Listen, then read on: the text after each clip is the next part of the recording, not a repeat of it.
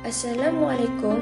Hari ini kumpulan kami akan membentangkan tentang tajuk peranan MARA dalam perkara 153.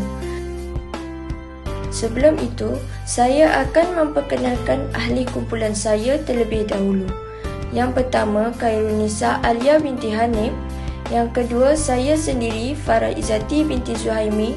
Dan yang ketiga, Nurul Farizatul Fazira binti Razali. Assalamualaikum, nama saya Farah Izzati binti Zuhaimi daripada Seksyen 46. Saya ingin menerangkan tentang kontrak sosial. Kontrak sosial adalah persetujuan yang dicapai sebelum merdeka di kalangan para pemimpin Melayu, Cina, India dan parti-parti yang mereka wakili seperti UMNO, MCA dan MIC. Bagaimanapun, kontrak sosial harus dianggap sebagai satu persetujuan di kalangan masyarakat berbilang kaum, bukan hanya pemimpin atau kumpulan elit tertentu. Permuafakatan itu mendapat sokongan rakyat sebagaimana yang terbukti melalui kemenangan Perikatan dalam pilihan raya pada tahun 1955.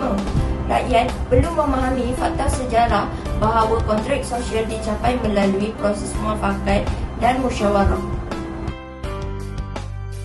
Assalamualaikum, saya Nurul Farizatul Fazira binti Razali akan membincangkan tentang persetujuan hak untuk orang Melayu. Persetujuan hak untuk orang Melayu golongan 1 adalah menjadi tanggungjawab yang di-Pertuan Agong memelihara kedudukan istimewa orang Melayu dan memperterang mana-mana negeri Borneo dan kepentingan-kepentingan sah kaum-kaum lain mengikut peruntukan perkara ini. Kedudukan istimewa orang Melayu yang lain termasuklah peruntukan perkara 89 dan 90 yang memberi kuat kuasa undang-undang perlembagaan kepada undang-undang yang sedia ada. Kedudukan istimewa orang Melayu yang lain termasuklah peruntukan perkara 89 dan 90 yang memberi kuat kuasa undang-undang perlembagaan kepada undang-undang yang sedia ada. Yang pertama adalah melindungi tanah risar orang Melayu daripada diselenggarakan oleh orang bukan Melayu. Yang kedua, kemasukan orang Melayu dalam renjiman askar Melayu dengan pengecualian orang bukan Melayu sebagaimana dikuatkuasakan oleh perkara 8 dalam kurungan 5F. Kurungan juga dianggap sebagai sebahagian daripada kedudukan istimewa orang Melayu. Seterusnya, hak orang bukan Melayu. Antara hak orang bukan Melayu yang dilindungi ialah hak mendapat kewarganegaraan Malaysia menurut peruntukan kewarganegaraan dalam perlembagaan. Pertama, hak mengurut dan mengamalkan agama masing-masing. Yang kedua, hak untuk menggunakan bahasa ibunda. Yang ketiga, hak untuk mendapat layanan yang sama rata. Seperti juga kedudukan istimewa orang Melayu, hak-hak ini juga dibatasi oleh beberapa peruntukan dalam perlembagaan. Hai, Assalamualaikum. Nama saya Khairunisa Alia binti Hanif. Saya ingin menerangkan tentang peranan MARA dalam merealisasikan perkara 153 iaitu hak Melayu dan Bumi Putera. Yang pertama ialah perkhidmatan awam. MARA telah memberi peluang pekerjaan kepada ramai golongan Bumi Putera meliputi semua agensi MARA. Yang kedua ialah beasiswa. MARA telah memainkan peranan besar dalam menyediakan beasiswa dan telah menaja ramai pelajar Bumi Putera bagi melanjutkan pelajaran daripada peringkat menengah hingga ke peringkat pengajian tinggi dalam dan luar negara. Selain itu, MARA juga menyediakan skim pinjaman pelajaran beli ubah. Yang ketiga ialah tanda siswa.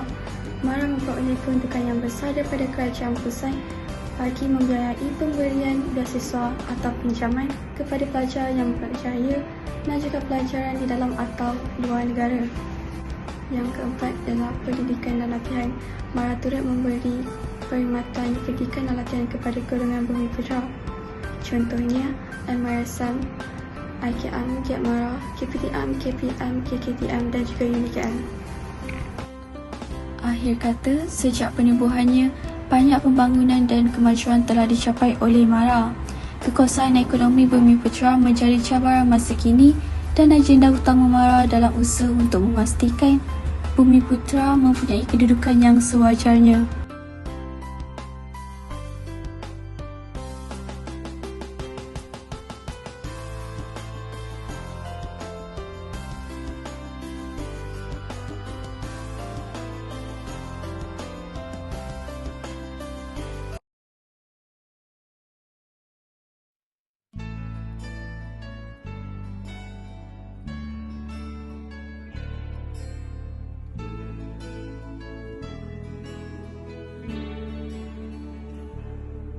demi satu keunggulan bangsa yang